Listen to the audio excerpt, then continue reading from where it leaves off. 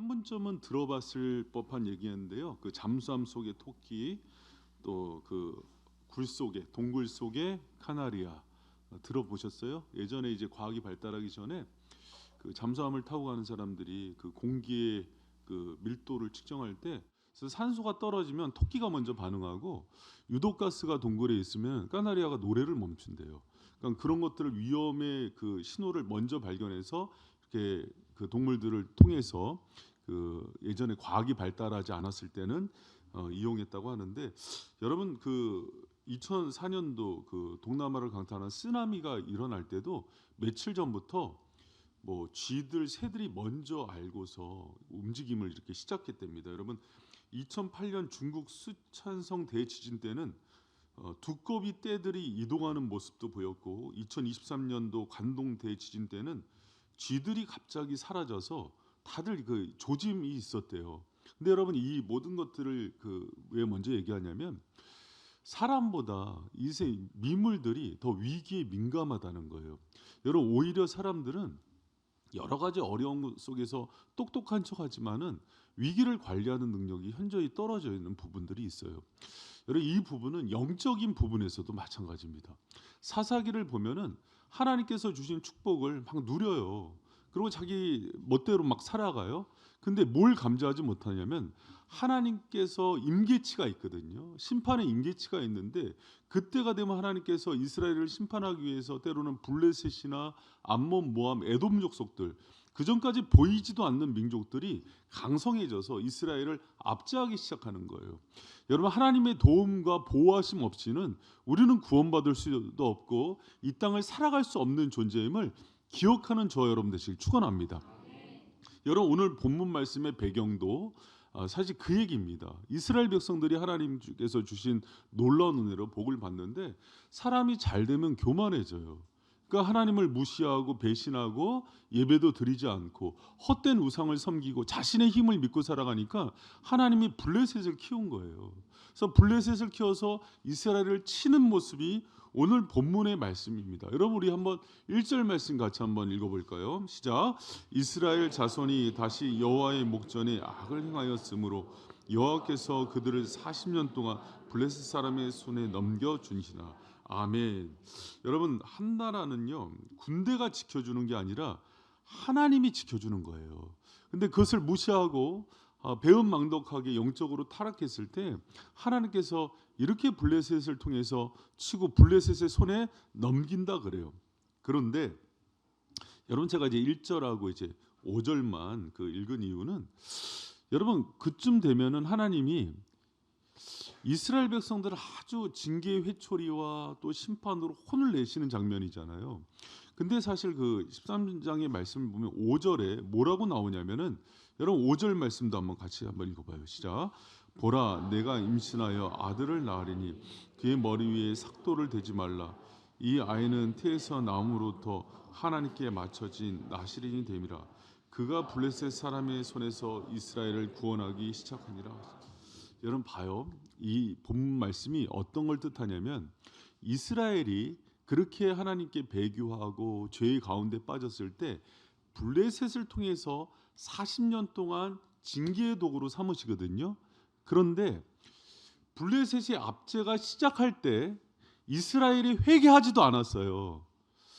보통 이제 사사기 패턴에서는 이스라엘이 이렇게 하나님 주신 축복 가운데 죄 가운데 빠졌을 때 압제당했을 때 회개했을 때 하나님이 구원자를 보낸다 이렇게 나오는데 그렇지 않고 여러분 보세요. 아직 회개도 안 하고 블레셋의 손에 붙들려서 압제 가운데 있을 때 하나님이 동시에 누구를 보내냐면 누구를 보내요? 삼손을 태어나게 하세요.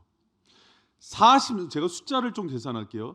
40년 동안 블레셋 압제를 당했을 때 10여 년이 지났을 때 삼손을 태어나게 하시고 20년 정도 장성하게 돼서 결혼할 쯤이 돼서 그때 구원자 사사로서 일하기 시작하는 거예요. 그러면 이 얘기는 무슨 뜻이냐면 이스라엘 백성들이 여전히 죄 가운데 있고 연약함에 빠져 있을 때 하나님은 채찍과 함께 이쪽 손에 뭐를 준비하고 계시냐면 이스라엘을 회복하기 위한 도구를 준비하고 계시는 거예요. 할렐루야. 여러분, 우리가 하나님에 대해서 잘 알아야 돼요. 그분은 우리를 채찍질하고 징계하기를 기뻐하는 분이 아니라 우리의 회복과 치유와 구원을 훨씬 더 기뻐하시는 분이에요. 그런데 때로는 왼손으로 채찍을 드시면서 오른손으로 끌어안으시는 이유는 우리가 잘못되니까, 이 상태로 가면 망하니까 하나님께서 그래서 채찍을 드시는 거예요. 그러나 동시에 한 손에는 반드시 뭘 갖고 있냐면 구원의 손으로 우리를 회복시킬 약을 가지고 준비해 계신 하나님이라는 것을 기억하는 저 여러분 되시길 축원합니다. 여러분, 제가 이 말씀이 갖는 아주 중요한 영적인 의미가 있어요. 여러분, 사실은 우리가 구약을 읽을 때 신약 가운데 완성하는 그 짝을 찾는데요. 구약의 사사들이나 무슨 선지자들이나 제사장들은, 우리가 이제 소유리 문답을 수요일 날 오셔서 배운 분들은 알 거예요. 이게 모형이에요. 타이폴로지라 그래서 누구를 바라보게 하냐면 신약에 오실 예수 그리스도를 바라보게 하는 거예요. 믿습니까? 여러분, 그래서 구약의 모든 것들은요, 모형과 그림자로서 신약의 예수님을 보게 하는 거예요. 12사사가 나오는데 삼손뿐만 아니라 뭐 온니엘, 입다, 뭐 기드온, 모든 사사들도 사실은 예수 그리스도께서 행하실 일들을 보여주는 그림자이고 모형이에요. 그럼 여러분, 이 사실이 오늘 예수 그리스도에 대해서 어떤 것들을 얘기하고 있을까요?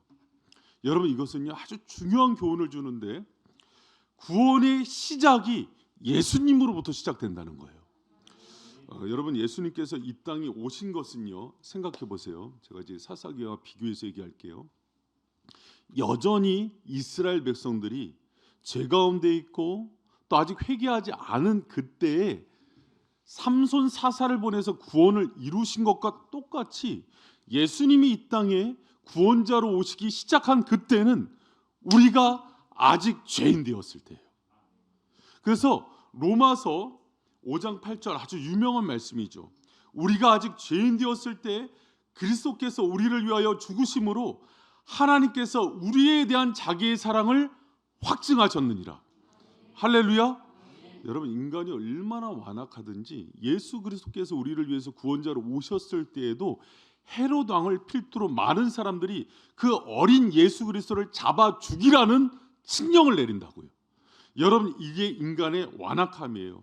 예수님은 그런 죄인임을 알고서도 삼손 사사를 보내신 것처럼 자신이 친히 우리의 구원자가 되기 위해서 이 땅에 내려와 오셨음을 기억하는 저 여러분 되시기를 축원합니다. 할렐루야.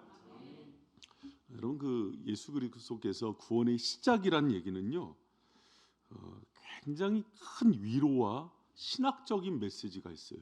그것은 우리를 살리기 위한, 잘 들어보세요, 우리를 살리기 위한 어떤 조건도 우리 쪽에서 찾지 않으신다는 거예요. 우리가 의롭거나 아니면 우리가 말을 잘 듣는다거나 선을 행하기 때문에 도와주신다는 의미가 아니에요. 여전히 죄 가운데 있고 연약하지만 그럼에도 불구하고 우리를 선택하고 사랑하셨기 때문에 도와주시고 구원하기 위해서 직접 우리의 삶 가운데 들어오신다는 거예요. 할렐루야. 여러분, 이 구원에 대한 이야기는 사사기 때나 예수 그리스도 때나 동일한 거예요. 여러분, 예전에 우리 그 베트남에 가신 그 김강만 목사님이 하셨던 저는 간증을 지금도 잊질 못해요. 집사 때 그 국민은행에서 이렇게 일을 하셨대요. 10여 년 동안 일을 하실 때 사모님이 먼저 사명을 받으셔서 신학교에 이렇게 가셔서 열심히 공부하는데, 집사인데 이렇게 자기 사모가 주의 길을 간다는 게 그렇게 못마땅했대요. 그래서 저녁에 이렇게 방에서 공부를 하면은 두꺼비 집을 내렸대요. 약간 무슨 두꺼비처럼 생겨서 두꺼비 집 내리면서 막 그러고 승질 부리고, 그리고 일부러 술 먹고 오고. 집사도 술 먹을 수 있겠죠. 그런데 그래도 그래서는 안 되죠. 근데 여러분, 그 와서 어느 날도 이제 그 술 먹고 2차 이제 코가 꼬부라지도록 먹고 왔는데 그렇게 마음이 공허하더래요. 책상에 앉았는데 그때 이제 목사님이 책을 좋아하세요. 로이드 존스 목사님 책을 이렇게 읽는데 그렇게 눈물이 나더래요. 그러면서 이제 그 시간으로 새벽에 술 냄새 풍기면서 새벽기도 간 거예요. 이제 본인 얘기로는 자기 담임 목사님 속 무척 새겼다 그러더라고요. 그래서 신학교 간 것 같다고. 무슨 말인지 아시겠죠? 그 얘기를 하는 거예요. 근데 여러분 광만 목사님 그때 이후로 본인이 하나님께서 부르시고 사명 주시고 회복된 그 기점이 그때였어요. 여러분 봐요. 하나님이 어떤 사람 은혜 주셔야 돼요? 아주 착하고 열심히 하고 순종잘하는 사람. 그런데 봐요. 저녁까지 술 먹고 늦게 들어왔는데 말씀을 읽는데 책을 읽는데 깨달음 오고 성령이 임하시죠. 여러분 우리는요 구원을 생각할 때 인간의 행위와 조건을 많이 생각해요. 예수님이 그 크심은요 우리의 연약함을 넘어서서 우리를 도와주시는 은혜의 하나님이라고요. 할렐루야. 여러분 저는 오늘 이 말씀을 준비하고 제가 앞으로 한 12주 동안은 구약을 통해서 복음을 계속 얘기를 할 거예요. 예수 그리스도를 얘기할 건데 오늘 일주일 동안 세상에서 살다가 찢기고 넘어지고 그래서 자기 힘으로 어찌할 수 없어서 그렇게 죄 가운데 있는 분들 주님 앞에서 부끄럽지만은 고개를 들으면서 그분의 은혜를 구하며 살아가는 저와 여러분 되시길 축원합니다. 저에게 오래 있다가 지금은 다른 곳으로 간 집사님이 있어요. 근데 이제 그분이 자기가 주님을 정말 방황하면서 헤매일 때 돈을 벌려고 어쩔 수 없이 성인 PC방에서 일을 했대요. 여러분 성인 PC방이 뭐 하는 데인지 알아요? 음란물 관리하면서 보여주는 데예요. 근데 그러고 있는데 거기서 이루 말할 수 없는 성령의 임재 가운데 통회하면서 기도하는 일이 있었다 그럽니다. 여러분 우리가 그런 죄 가운데 있을 때 주님 찾아오시면 안 되잖아요. 우리의 상식으로는. 근데 그렇지 않고 우리가 아직 죄인 되었을 때 그리스도께서 우리를 위하여 죽으심으로 우리에 대한 하나님의 사랑을 나타내시는 거예요. 할렐루야. 여러분 하나님은요 죄인인 우리들을 예수 그리스도를 통해서 그 구원을 시작하시는 분이에요. 그래서 구원의 시작은 우리 쪽에 있지 않아요. 예수님 쪽에 있어요. 우리 가운데 정말 여러분 제가 주중에도 정말 신앙생활 못하는 그 자녀 위해서 고민하는 어머니의 소리도 듣고 또 배우자 위해서 고민하는 성도의 그 아픈 눈물 아픈 고백도 들었어요. 여러분 그런데 포기하지 마세요. 구원의 시작이 그의 어떠함이 있지 않아요. 예수 그리스도의 포기하지 않는 그 사랑이 그 영혼을 건져낸다고요. 살린다고요. 그래서 오늘 사사기는 얘기하는 거예요. 이스라엘이 여전히 압제 가운데 있고 여전히 죄악 가운데 있고 블레셋의 손에 빠져서 아직도 좌우를 분별하지 못하는 그때에 하나님은 구원자 삼손 사사를 먼저 보내셔서 구원을 이루시는 분이라고요. 그리고 그 방식으로 예수 그리스도께서 이 땅에 오셨고 우리가 좌우를 분별하지 못하는 그 죄 가운데 있을 때 우리로부터 출발하지 않아요. 여러분 공로주의가 얼마나 무서운지 몰라요. 주님은 우리의 어떠함과 공로와 열심 때문에 우리를 구원하고 도우시는 분이 아니에요. 그분의 긍휼과 사랑이 근거가 돼서 저와 여러분을 살리시고 구원을 시작하시는 예수 그리스도를 찬양하는 저와 여러분 되시기를 축원합니다. 할렐루야. 여러분 그리고 이 하나님께서 예수 그리스도를 통해서 구원을 시작했다는 이 말씀 속에는 놀라운 은혜가 있는데 그거는 무엇을 전제로 하냐면 자기 파산을 고백한 자들에게 부어지는 구원이 있음을 얘기해요. 따라합니다. 자기 파산을 고백한 자들에게 부어지는 구원. 여러분 구원의 시작이 우리 쪽에 없고 예수 그리스도께서 오셔서 시작해야 한다는 건 뭘 얘기하냐면 우리한테 가능성이 조금도 없다는 거예요. 1%도 없다는 거예요. 아니 목사님 무슨 얘기예요? 제가 이렇게 주일날도 이렇게 열심히 나와서 기도하고 예배드리고 한 주간 동안도 얼마나 교회를 열심히 했는데요. 여러분 그렇게 생각하시면은 크게 넘어집니다. 우리는 선을 행할 수 있는 힘이 0.1%도 없어요.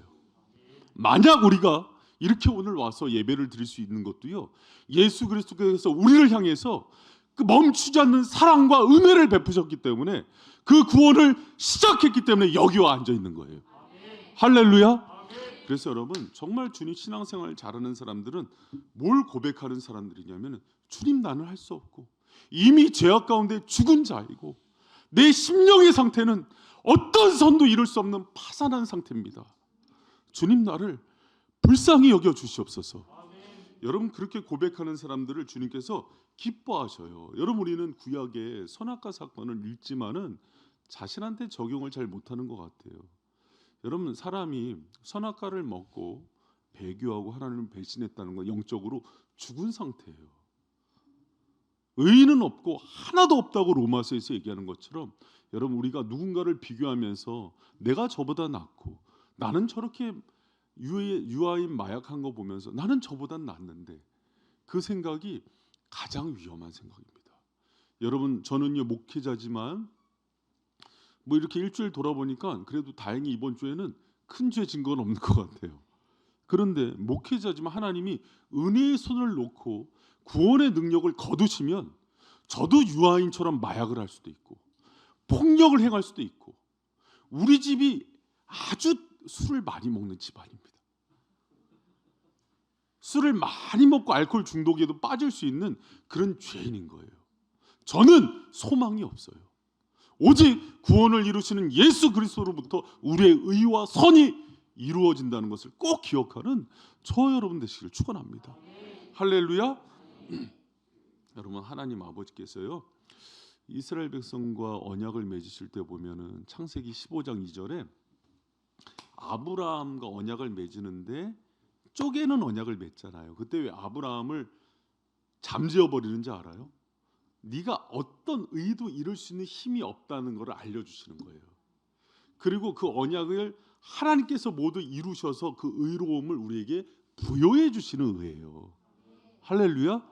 여러분, 그것을 전가된 의라 그럽니다. 그것을 덧입어 살아가는 거예요. 여러분, 그 기독교에 양대 산맥이 있어요. 어거스틴과 토마스 아퀴나스인데요. 여러분, 좀 이제 상식적으로 우리 바이센 성도들의 수준 정도 되면은 좀 이렇게 이해하시면 좋을 것 같아요. 여러분, 어거스틴과 토마스 아퀴나스 하면은, 여러분 어거스틴은 많이 들어봤죠. 근데 토마스 아퀴나스는 좀 생소하죠. 여러분, 제가 두 사람을 잠깐 소개를 할게요. 어거스틴은요 아주 엄마 속을 많이 썩인 아들입니다. 성자로 소개되지만은 술과 여자와 심지어는 지금 우리나라로 치면 신천지 같은 이단에 빠졌어요. 마니교라는.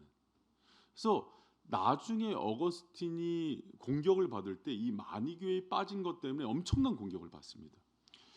아주 그 수사학으로서 언어를 잘했기 때문에 가정교사하면서 번 돈으로 그냥 허랑방탕하게 살았어요. 창기하고도 이렇게 살 정도고. 근데 모니카가 그 이제 출세하겠다고 로마 쪽 카르타고로 가니까는 제발 여자 좀 멀리해라, 술 좀 끊어라, 이렇게 부탁을 할 정도였어요. 근데 여러분, 그 이에 반해서 잘 들어보세요. 토마스 아퀴나스는요 아주 집안도 명문이었습니다. 왕족이었어요. 그리고 어렸을 때부터 굉장히 경건하게 살았어요. 그래서 이게 나중에 이제 자기가 수도사가 된다, 이제 목회자가 된다 그러니까 다 반대를 합니다. 왜 그런가 하니, 당시에는 이제 교황과 황제가 이제 정치적인 라이벌 구도예요. 근데 왕족이 교황 반열로 들어가면은 정치적인으로 이용당할 수 있기 때문에 집안이 반대를 해요.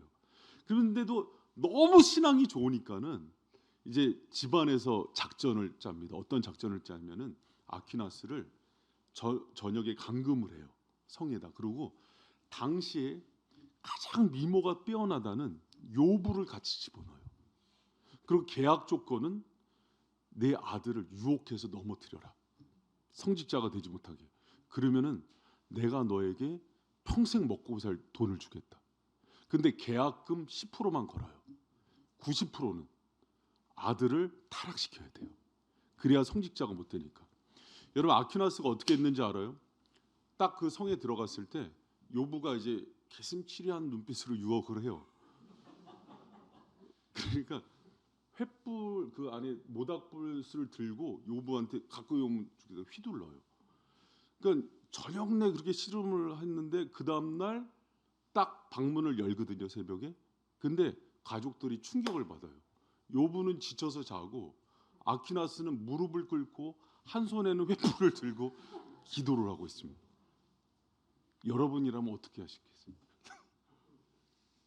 여러분 그런데 잘 봐요. 그래서 아퀴나스가 스콜라 신학의 창시자가 되는데 뭐라고 나중에 고백하냐면 이성과 의지로 신앙을 이룰 수 있다. 여러분 그런데 잘 들어보세요. 하나님께서는 역사를 통해서 나는 술도 약하고 여자도 약하고 삶도 연약했기 때문에 나의 나된 것은 오직 그리스도가 나를 붙들어 주시는 은혜 없이는 살 수 없다는 어거스틴 쪽으로 하나님께서 역사를 가세요. 이 교훈이 오고 오는 세대 가운데 모든 목회자들한테도 올무가 됐어요. 왜? 누가 봐도 아퀴나스 쪽으로 신학이 깔려야 되는데 하나님은 그 신학을 받지 않으셨어요. 너희들의 경건이 나의 의를 이루는 것도 아니고 하나님의 의를 이루는 것은 사람 쪽에서 찾는 것이 아니다. 만약에 아퀴나스가 그 유혹을 이길 수 있었던 것도 그리스도가 지켜주신 거다. 그런데 여러분 어거스틴은 태생 자체가 연약한 사람이에요. 유혹에도 쉽게 넘어지고 술에도 잘 빠지고. 여러분 봐요. 이 얘기를 하는데 하나님께서 그래서 어떤 신학을 역사 가운데 가르쳐 주냐면 인간의 전적 타락과 하나님의 불가항력적 은혜. 사람을 붙들고 서게 하는 힘은 오직 예수의 은혜이다. 할렐루야. 여러분 저는 어거스틴의 신학이 바울의 신학이고 예수의 신학임을 믿습니다. 여러분 우리가 붙들어야 되는 거는요 나의 의가 아니에요. 나의 경건이 아니에요. 한순간 무너집니다. 자신의 의와 윤리를 자랑하다가 한순간에 무너진다고요. 여러분 이성과 자신의 의지가 강한 사람도 어느 한순간에 큰 유혹 앞에서 무너져요. 그 한 번의 오점은요 하나님 앞에서는 평생의 오점이 되는 거예요. 거룩하신 아버지 앞에서는. 여러분 그러나 어거스틴처럼 연약한 가운데 있는 그 사람들을 통해서 일하시는 주님을 기억하는 저와 여러분 되시길 축원합니다. 또 한 사람 얘기할까요? 칼빈과 칼바르트가 이제 같은 칼씨예요. 근데 여러분 기독교는 칼빈을 기억하지 칼바르트를 기억하지 않아요. 칼빈은 별명이 뭐였냐면은 그냥 움직이는 종합병원이에요. 아침에 눈을 뜨면은 30분 동안은 눈만 깜빡거리고 일어나질 못해요. 온갖 위장병서부터 모든 질병이 많으니까 여기 막 칼빈 얘기하는데 위로받는 사람들 많죠. 저 아픈 건 아픈 것도 아니에요. 근데 칼바르트는 아침에요 모차르트를 들으면서 힘있게 일어나서 아침을 상쾌하게 움직여요. 그런데 하나님이 누구 쪽을 통해서 신학을 정리시키냐면 칼빈이에요. 칼바르트는 너무 잘나서 자유주의 신학자가 돼요. 여러분 하나님은요 우리의 약함을 통해서 그분의 거룩함을 드러내시는 분이십니다. 할렐루야. 여러분 이 말씀이 여러분 가운데 정말 주님의 나의 무능과 나의 부족함을 주님 앞에서 오히려 자랑하고 하나님 내가 선을 행할 수 있는 힘이 있는 것도 내 안에 있는 힘이 아니라 오직 주님의 능력임을 고백하고 나가는 그래서 주님의 은혜만을 붙들고 살아가는 바이셈 성도들 되시길 축원합니다. 할렐루야.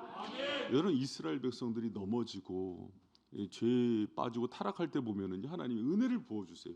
은혜를 부어주시고 충만하면은요 뭐 새벽에도 잘 일어나서 새벽 기도도 잘 나오고 내가 정말 윤리적으로도 살고 도덕적으로 살고 악한 짓 안 하고 돈 벌어서 기부하면서 살고 그래요. 그러나 어느 한순간에 우리 마음을 돌이키게 해버리면 하나님이요 은혜가 아닌 내 힘으로 살라 그럴 때 가장 악랄한 사람이 되는 거예요. 우리 사랑하는 아내 여러분들 남편을 미워하고 싶지 않잖아요. 근데 어떨 때는 저 어렸을 때 자주 들은 것 같은데 소리 안 나는 촉만 있으면 저 인간을 내가 이런 막 마음이 막 생길 때가 있잖아요. 그러나 어느 순간에는 아픈 남편을 위해서 내가 저를 대신해서 죽으리라 그런 마음 안 드나? 후자는 내 마음이 아니기 때문에 그래요. 그거는 예수가 부어줄 때만 생기는 마음이에요. 할렐루야. 여러분 우리가 철저하게 은혜의 신학으로 또 나의 전적 타락과 무능을 인정하면서 오직 예수의 은혜만이, 구원을 시작하신 예수의 은혜만이 나를 살린다는 고백 가운데 오늘도 살아가는 저와 여러분 되시길 축원합니다. 그래서 나의 연약함을 보면서 절망하는 것도 그것도 바보예요. 사단은 항상 나를 향하게 해요. 그러나 주님은 주님을 보게 해요. 이 질그릇같이 연약한 나를 통해서 일하실 주님을 바라보게 한다. 할렐루야. 여러분, 그 히브리어 중에 제가 이제 새벽에도 설교했는데 티큰 올람이라는 게 있어요. 나를 변화시켜 세상을 고친다는 거예요. 여러분, 이 얘기의 뿌리가 된 사상이 뭐냐면 하나님의 영광을 담으려고 많은 그릇들을 준비했대요. 근데 영광을 담으면 그릇이 계속 깨지더래요. 그 영광을 담아낼 그릇이 어디 있어요? 근데 하나님께서 지혜를 주셔서 그 조각난 그릇을 붙여라. 붙였더니 영광이 담아지더래요.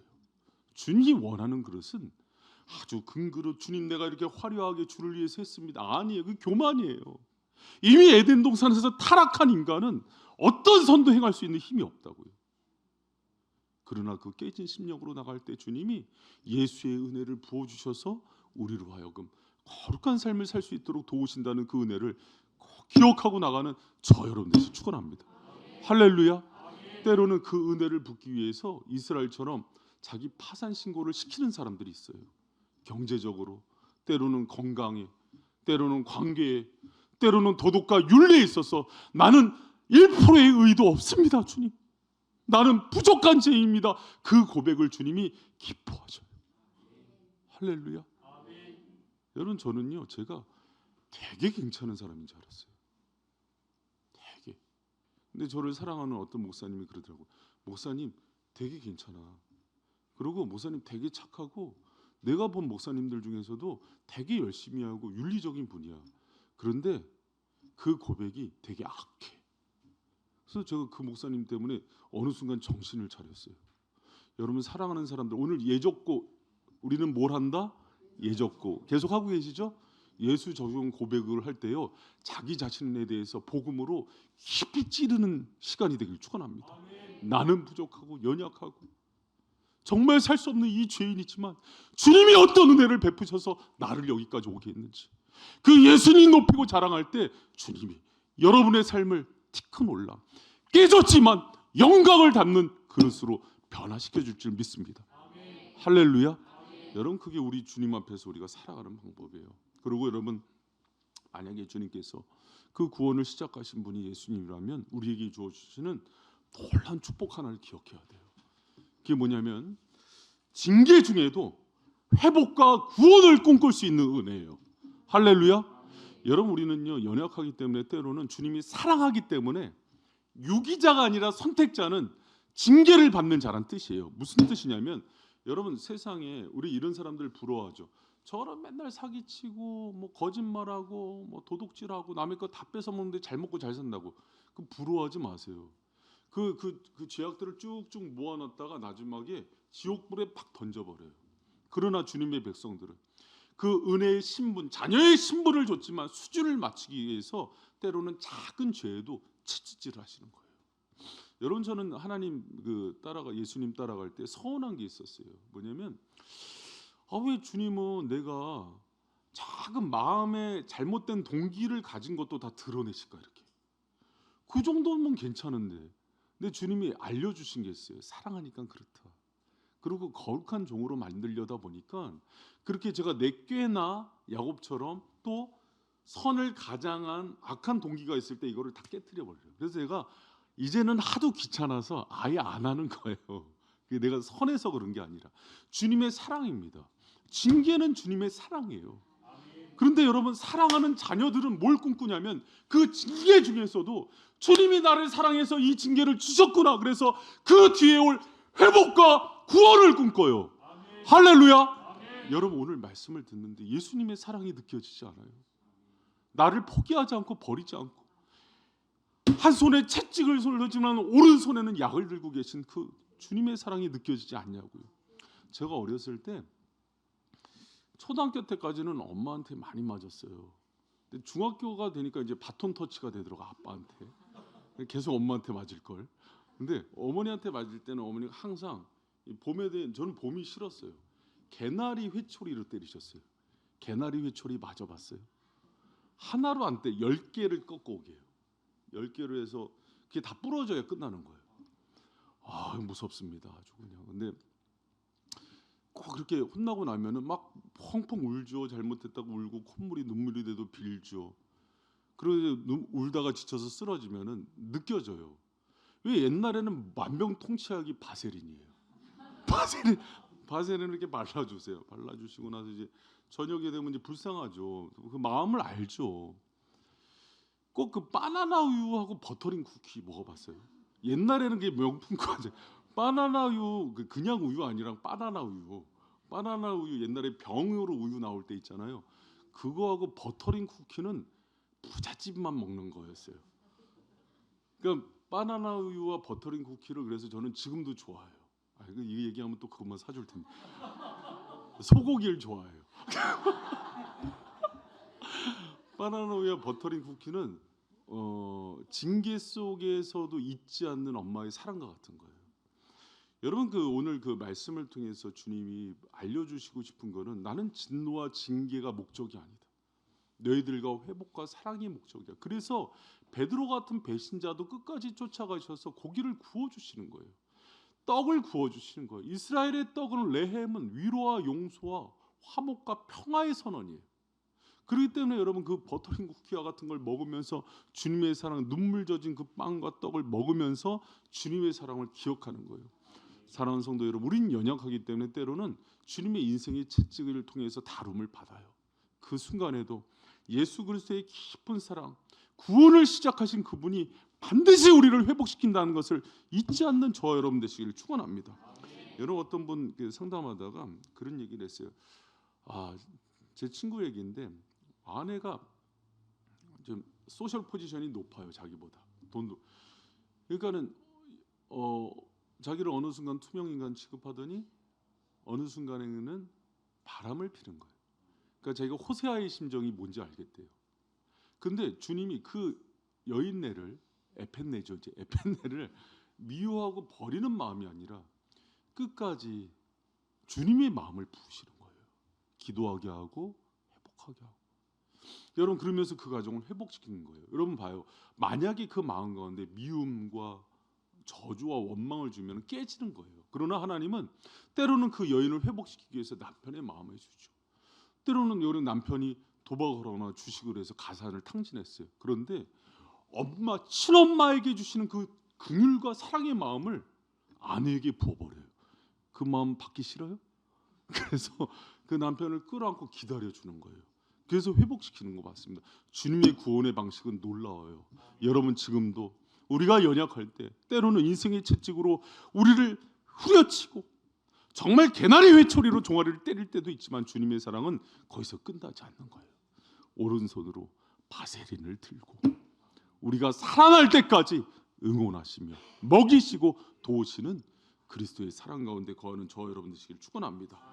여러분 어떤 절망 속에서도 그래서 예수의 구원의 은혜 가운데 있는 사람들은요 절망하지 않는 거예요. 자신의 무능도 절망의 이유가 되지 않는 거예요. 왜? 우리 안에 선한 것이 없어요. 그분의 의가 우리에게 부어져서 우리가 주님의 장성한 분량까지 이르게 될 것이고 그분께서 저와 여러분이 우리가 심지도 않은 걸 거두게 하시는 놀라운 은혜의 주인공이 되게 하심을 믿는 저와 여러분 되시길 축원합니다. 할렐루야.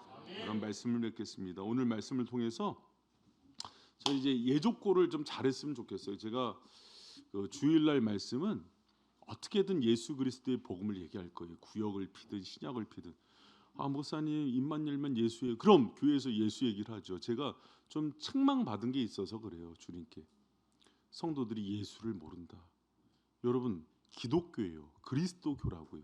그러면 예수를 풍성히 알아야 은혜를 받을 터인데 너무 성경 지식 자랑하지 말고 성도들에게 예수의 부유한 지식을 가르쳐서 저들이 예수로 충만해져서 은혜 가운데 거하게 해라. 할렐루야. 그리고 여러분 또 풍부한 어떤 그 은혜와 지식들은요 새벽과 수요일과 철야와 제자 훈련 시간에 할 거예요. 근데 그때는 오기 싫죠. 그런데 주일날은 우리가 예수 복음으로 충만해지고 그 생명 대신 그리스도를 붙들고 승리하는 저와 여러분 되시길 축원합니다. 그래서 오늘 예족구 시간에도요. 여러분 요새 뭐 나는 신이다 그 넷플릭스에서 난리잖아요. 여러분 그 신천지 구원파 JMS 뭐 아가동산 김기순 이만희 이런 인간들의 특징이 있어요. 자기가 예수라는 거예요. 근데 예수 복음이 약하니까 다 넘어가는 거예요. 뿌리채 흔들리는 거예요. 여러분 거기 가서 이렇게 복음이 정확하면은요 안 흔들려요. 오히려 가서 복음으로 가르치고 오죠. 근데 이 시대의 기독교가 약하니까는 기독교 인구 중에서 10%가 이단이랍니다. 지금 이단 손 들어 보세요. 다시 한번 많이 똥꼬